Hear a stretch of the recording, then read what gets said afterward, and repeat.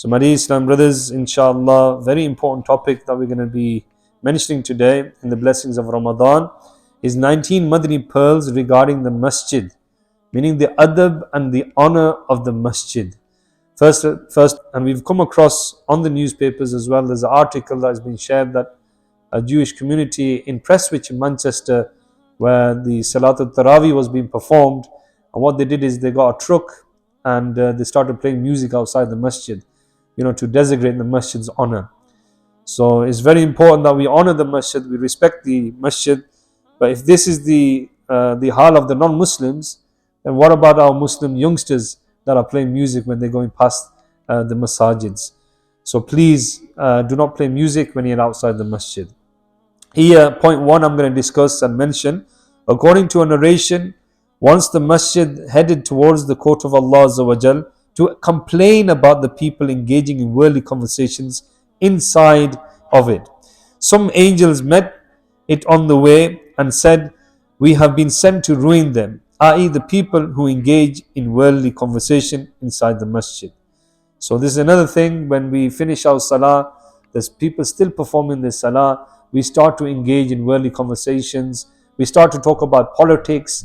Even the buzurgs, they might come just before the azan, 15 minutes, half an hour, they've got nothing to do anyway, so they come into the Masjid, they have a friend circle and they start discussing about politics in the Masjid, and it's not allowed, it's not permissible.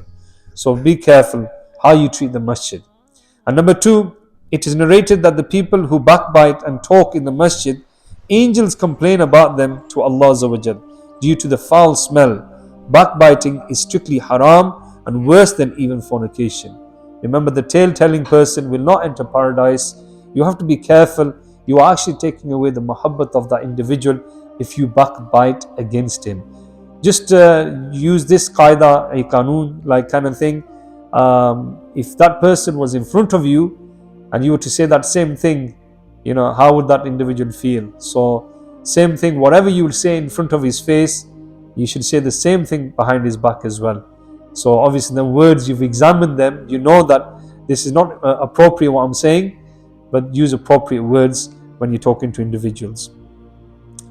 So moving forward, my dear Islam brothers.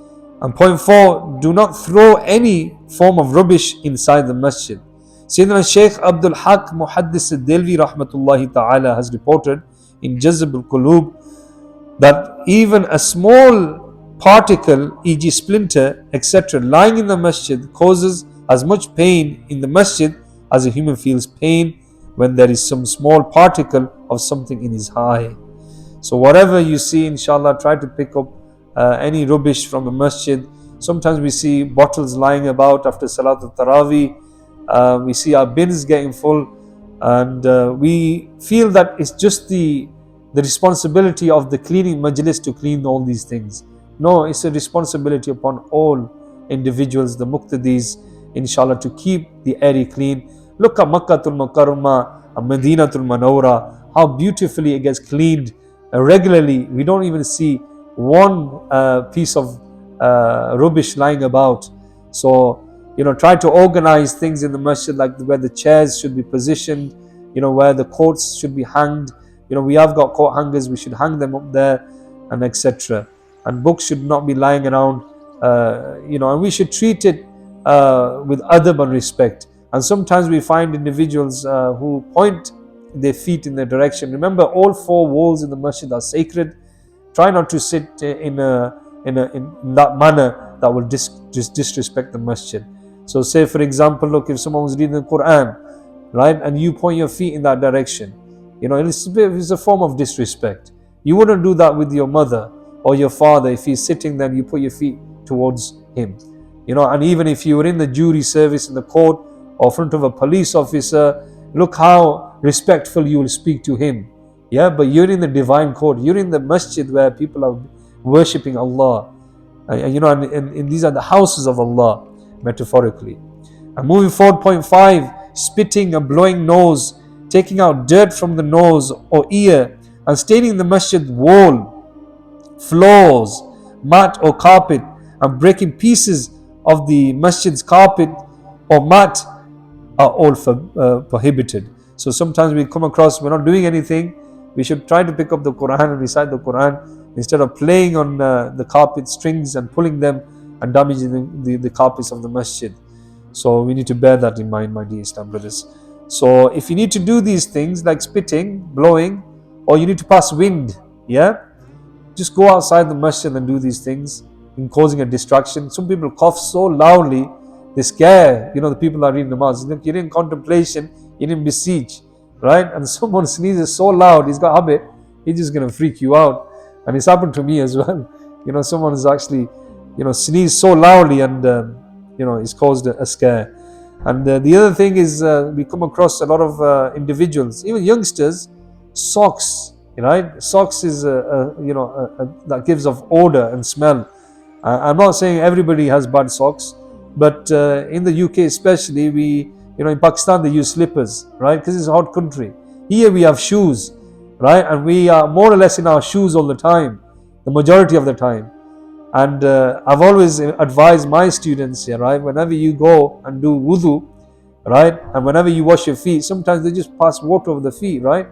And I said, look, after you've washed your feet, I want you to run your little finger through them toes of yours and give it a sniff, right? And they said, Waki, Usaji, it does smell, it still smells, right? So apply some soap on there. It's just knowledge. When you have that kind of knowledge, then you will correct yourself and you will purify yourself properly. But some individuals, they don't really wash their feet properly. It smells, right? And it affects other muqtadis when they're praying.